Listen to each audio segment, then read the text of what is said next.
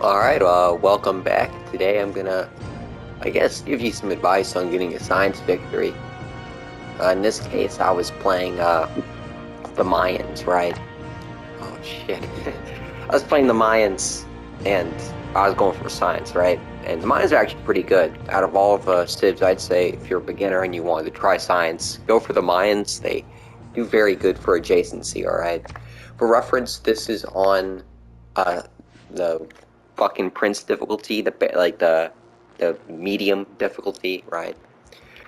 Uh, really, I'm just gonna be covering a few things like wonders you should build, arranging things, city placement, etc. Number one, let's talk about the most important thing: the city where you build your spaceport, right? In this case, it was Palanque for me. Now, it looks a little fucked up here, but that's because a tornado came through, or something. What do I need to fix? It's just chancery. But either way, uh, adjacency is a big thing here. Can we look at this? Yeah, sure. This right here is getting adjacency from the aqueduct and the dam. That's pretty good, first of all. You want good production in your city, but oh wait, yeah, I need to mention this first. Always settle your spaceport near a river, always.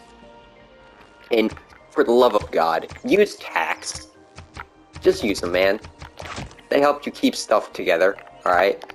Like, this entire city, besides where Rue Valley is, was mapped out with tax. It really helps you keep your cities in place and, double checking if I was recording. Sorry there. Thought I wasn't recording, it's gonna be really pissed. Yeah, so please, for the love of God, build Rue Valley, or yeah, so really, you're fucked. I keep on doing stuff out of order, my bad. But settle near a river that has hills, alright? So then you can build the factory and the Rue Valley, right? And now you'll have amazing, amazing fucking mines, alright? And this was a really good one too, because I had a horse here, I had metal, I had coal. It was really good. And actually, if you pick the Pantheon belief, it's like God of the Workshop or some shit. It's the one that gives you faith in an extra production to strategic resources. If you had that, this would be a 10 production tile, this would be an 8 production, this would be a 5. It's good. And actually, I usually go for it. This game I went for plantation bullshit. Now what? So you put your factory right here, right? You've built your roof, you plan on building your Rue Valley adjacent to it. What else do you need? Well, of course, if you can, map out adjacency bonuses for the aqueduct and the dam, which would both help prevent damage to your districts and give you bonus production in an already high production city. Now map up your diplomatic corner. This may seem a little weird, but there's two reasons for it. One I just found out a few minutes ago when I was thinking about it. Number one, the most important one, is to prevent spy attacks. If you build this right here, your factory and your spaceport, God, I need to zoom out, are protected, at least decent. You can't have spies come in and blow shit up or, you know, blow up your fucking spaceport while you're doing a Mars mission, right? This helps protect your districts, right? And the only issue with my setup here is the fact that my dam isn't protected, and that's because I wasn't planning on building a dam, but I needed it really bad because this is a really bad river. It flooded a lot. So I just changed around where Rue Valley and the dam was, and that fixed the issue. But if I had my dam sabotaged, I'd be fucked because my mine would go down. Actually, even this would... No, I don't think it may go down, but what else? Basically, yeah, have your adjacency be good. Build a diplomatic corner right next to your factory and your spaceport. What else? This is a minor one, but it's very useful.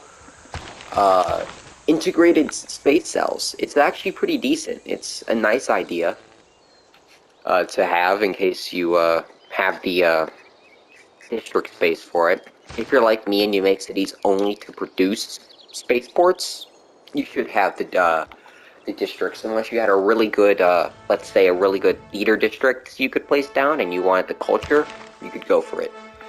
Integrated gives you a plus 15 for spaceports if you have a military academy or a seaport there, and because of that, I got Integrated Space Cell, and I built an encampment solely for the purpose of having a 15% boost in an already high production city. This made it so spaceport was only 11 turns for me. I'm playing on online speed, by the way, because I just like my games to go by faster. What was I saying though? It's already, oh yeah, it helps boost an already high production city to be even faster. Like 11 turn spaceport, 5 turn everything else pretty much, 1 turn lasers. It was pretty good. What else is going to be talked about here? Alright, so I've covered this city, right? Oh yeah, wonders. Rue Valley is very important, right? This is S tier. You need this fucker if you're doing it how I do it, with rivers and hills being how you do it, which you should do it. There's no fucking point otherwise, because that's the best way to get good production. Rue Valley is S tier for this. It helps you get stuff done really fast. I mean, this is 133 production city. It's really good. You're in a very mountainous game. You're playing Inca. Maybe go for the fucking mountain one. What? Let's look for it. This one right here. What's the wonder here? Machu Picchu. Build Machu Picchu if you're like playing Inca and you want to have good adjacency, or you're just in a very mountainous stave. But Machu Picchu is not top priority. Oxford University and the Great Library are A or B tier for, well, I'd say B tier for Great Library, but Oxford University, though I don't usually build it, is pretty good. It helps your, well, it helps your cities get really good science, alright? And, I mean, look at this city. What is this? 93? Alright, it used to be higher, I think, but it was pretty good. And I mean, while, alright, if you look at the leaderboard right now, it may not look like I was ahead by much. If anything, actually, people are beating me right now, but to give reference, this save right here I'm showing you is about 30 to 50 turns after I won. And at that time, I was at 200 or 300 science, and all of my opponents in the map only had 100 science. And I think that's mainly just the power of the Maya speaking there, because early game I was mapping out my my fucking observatories, because I was looking for amenities, plantations. I was like, bam, bam, bam, bam. If these weren't here, it'd be even higher production. I mean, adjacency due to the farms. But I mean, good example of my chart of my pathing was this right here. I made it. I put the. Oh, it broke. Whatever. This used to be done, but I put the observatory right here between an orange and a spice. I mean, a tobacco, for the sole purpose of decent adjacency to boost myself up. And I only have a few cities. How many do I have? 1, 2, 3, 4, 5, 6, 7. Like 7, 8 cities. There's one over here. I'll get back to. But 8 cities, and I had pretty good science. If you're like me and you get lucky and you have a very high population city with high science, for the love of God, get rationalism. And get communism as well, actually, because, I mean, it's late game, but it's plus 10 science is good enough. I'm plus 10%. Get Raj as well. If you're like me and you have at least a few... Oh, well, I lost a lot of them, but I used to have a few city take suzerainities. Raj and communism buff will help you. Where is it? Rationalism, Raj are useful. If you have a neighbor who's spamming shit and you don't want them to win, get meter censorship. Integrated space cell is useful, I've already mentioned that. Get 5-year plan that helps out both your industrial city and just your science in general.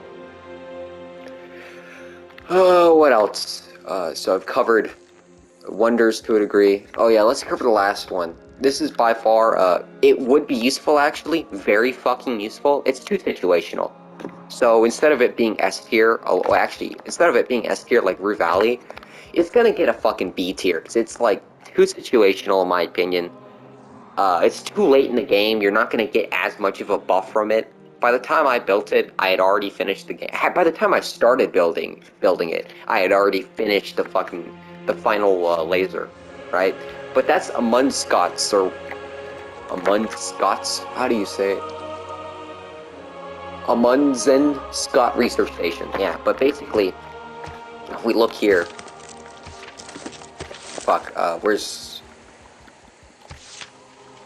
if we look here in the description, it gives 20% science and 10% production in all cities. That's really fucking good.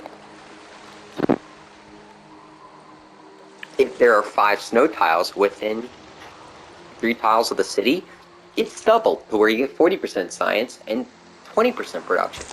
And you might be thinking, wow, that's really fucking useful. Yeah, it is, but it fucking sucks when you really think about it, because you're just fucked. Because you're not gonna get a snow tile. First of all, you're unlikely to be as lucky as me and get this kind of snow tile city, where you have fucking hills, actually, in quite a bit, right? First of all, there's 2 fucking copper resources right here. There's a coal resource and a uranium. And it's coastal, so I could use Liang and make fisheries, so it could actually have housing and people living in it. So normally, you're not going to be lucky, unless you're playing Canada. Not even Russia could save this, because it's only for tundra, not snow, which only is allowed. So, to make a long story short, while Amundsen would usually be very useful, it'd be very useful if you could actually build it in most situations, but since you can't, it's not useful. It's very out of the way. If you're able to build it, good job. You're going to have a decent boost, assuming you haven't beat the game already. To add salt on the wound, I'm playing as the Mayans, and they're a mixed bag. They're pretty good. I was very high science in the early game. I was top science the entire game, actually, but if you look at the very top one, no. Yeah, the X Mutalajaj, how the fuck you say that?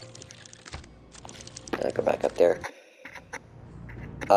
Non-capital cities that are far away from your capital actually, they lose production, or they lose 15% of all the yields, which fucking sucks. I think that's how it works. Like, it lowered my production in the city, so it made this building even longer. But yeah, it's probably a B tier. If you can build it, go for it. If you have a high production snow city, build it. If you're playing Canada and you can do it, build it, because that'll actually help you a lot. By far, I think that's the only civ that can use it. But last but not least, let's just mention leader characteristics.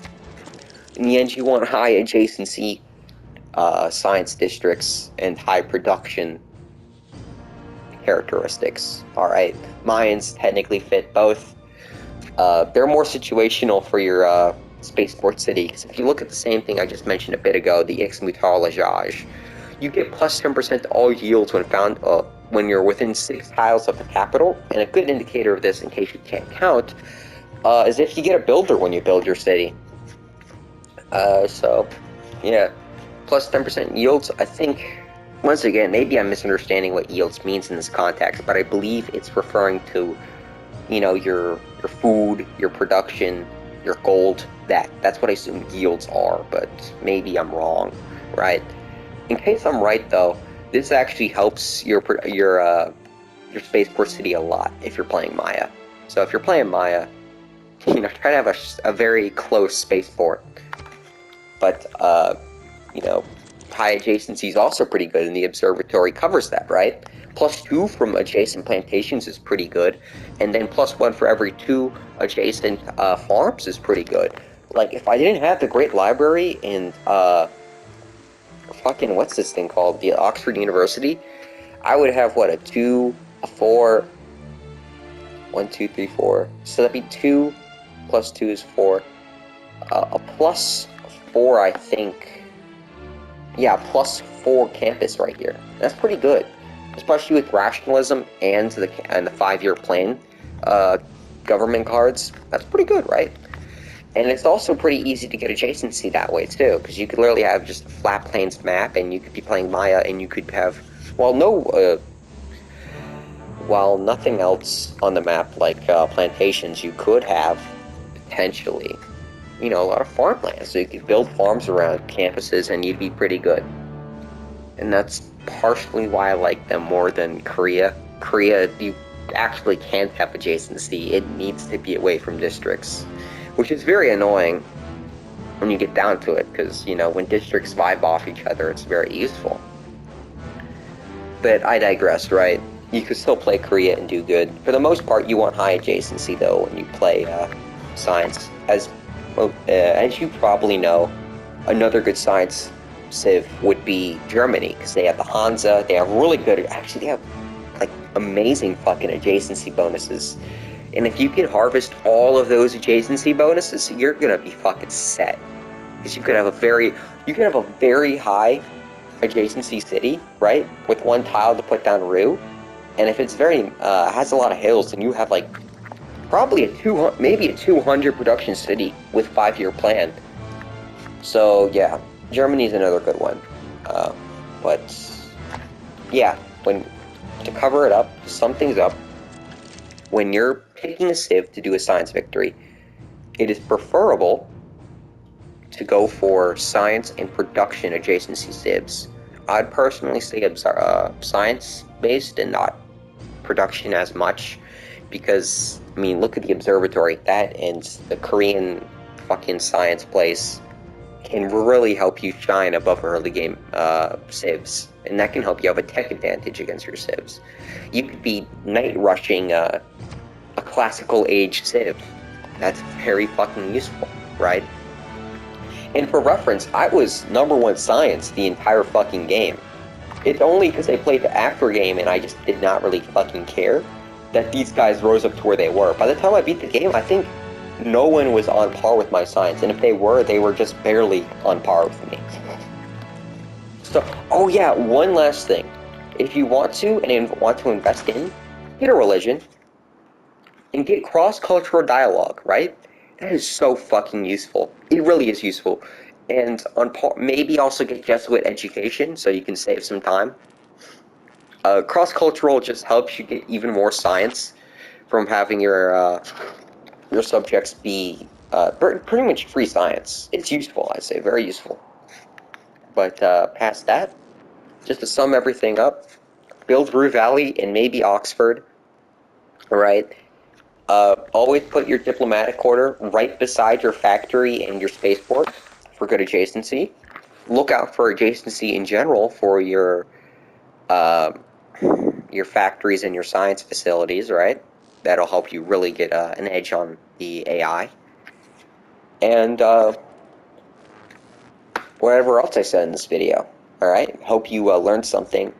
I may not be the best player, but I hope I helped you a lot. And in case you want more info, I'd recommend checking out someone else. Like, I don't know who's done guides, but I think Spud, not him, what's his name? Potato McWhiskey, I think that's his name. Potato McWhiskey.